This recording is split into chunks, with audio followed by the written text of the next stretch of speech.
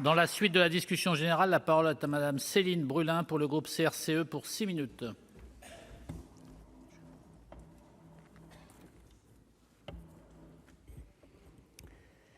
Monsieur le président, monsieur le ministre, mes chers collègues, au terme d'un insoutenable suspense, la droite et la droite se sont donc mises d'accord sur un projet commun pour notre école, en rendant la commission mixte paritaire conclusive en cette veille de fin d'année scolaire, juste à temps pour la prochaine rentrée.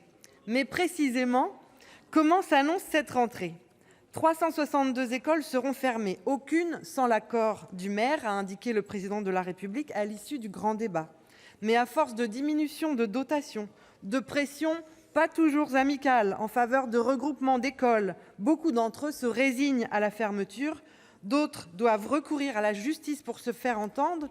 Vous sembliez pourtant convenir, lorsque nous avions abordé ce sujet, monsieur le ministre, de la nécessité de renforcer le dialogue afin de ne pas en arriver à cette judiciarisation qui n'est bonne pour personne, et il reste de ce point de vue des marges de progrès. Certes, ce mouvement n'est malheureusement pas nouveau.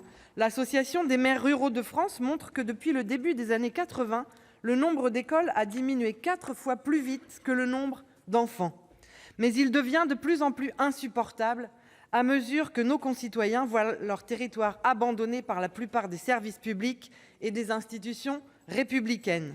Dans ce contexte, nous nous réjouissons, et c'est bien la seule vraie victoire pour nos territoires et pour nos enfants, que la forte mobilisation ait eu raison des établissements publics des savoirs fondamentaux, comme notre Assemblée l'a souhaité. Ils auraient en effet accéléré cet affaiblissement du service public de l'éducation dans nos territoires.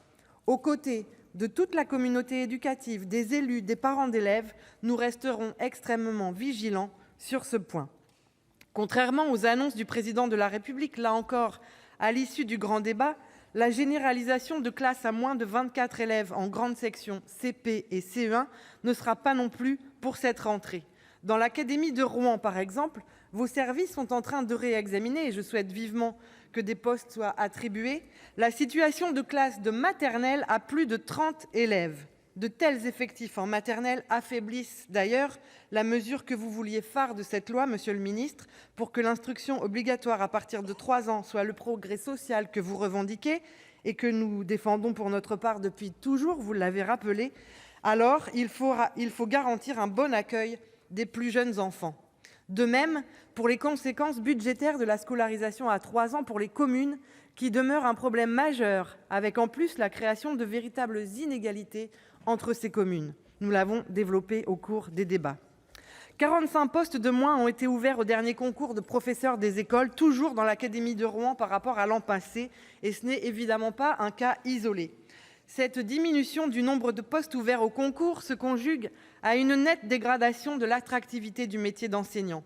Au plan national, ce sont plus de 800 postes qui risquent de ne pas être pourvus à la rentrée.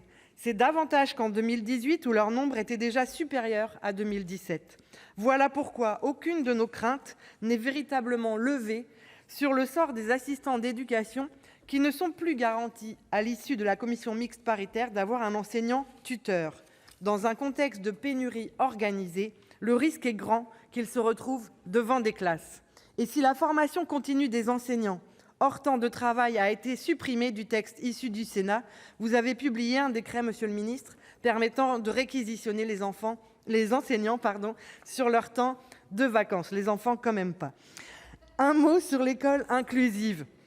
J'ai déjà eu l'occasion de dire nos craintes que se substituent aux besoins d'accompagnement des enfants en situation de handicap les besoins de l'institution scolaire et surtout les moyens qu'elle y consentira, notamment en raison de la généralisation des pôles inclusifs d'accompagnement local. Et les petites avancées en faveur d'un meilleur statut pour les AVS et les AESH se heurtent à la réalité suivante. Alors qu'une circulaire signifie le passage à des contrats de 3 ans, avec des temps de travail calculés sur la base minimum de 41 semaines, celle-ci est visiblement interprétée de façon très diverse d'une académie à l'autre, certaines allant jusqu'à continuer à faire signer des contrats d'1 an. De quoi craindre une rentrée à nouveau chaotique sur ce plan, ce qui n'est absolument pas tolérable pour les familles, vous en conviendrez. Un dernier mot sur la création des établissements d'enseignement international dont le caractère élitiste et discriminant est encore aggravé par l'accord en CMP, confirmant l'accélération de la mise en place d'une école à 2 vitesses. Nous assistons à une stratégie d'une partie de nos élites pour finalement mieux contrôler leur reproduction sociale et lever les derniers obstacles que l'ancien monde leur opposait. Cette analyse n'est évidemment pas la mienne, elle est celle de l'historien Arnaud Tessier dans Le Figaro il y a quelques jours.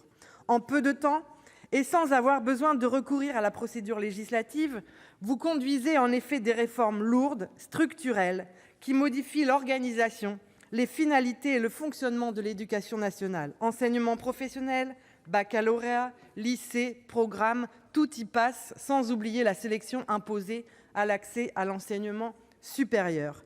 Mais qu'on ne s'y trompe pas, si les dispositions de ce texte ont été votées dans les 2 hémicycles, le pays ne les a pas acceptées. La mobilisation dans nos territoires a été inédite et l'opposition conjointe des acteurs de l'éducation comme des parents d'élèves et des élus locaux témoigne d'un mécontentement qui ne s'évanouira pas une fois la loi promulguée. C'est pourquoi nous voterons contre ce texte. Je vous remercie.